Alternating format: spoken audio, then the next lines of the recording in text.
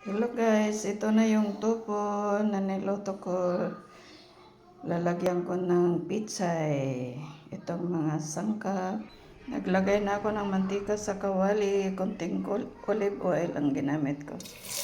Lagyan na natin yung bawang. Lagyan na natin yung sibuyas at kamatis. Maglagay din tayo ng asin. Ilagay na natin yung tupo at pitsay. Ang dami ng pitsay, nubos ko na. Maglagay tayo ng tuyo, wala akong oyster sauce, at konting patis para mas masarap. At maglagay din tayo ng pamintang durog. Luto na guys, yung gulay na pitsay with tofu. Isalin na natin sa lagayan. Ito na guys, kainan na.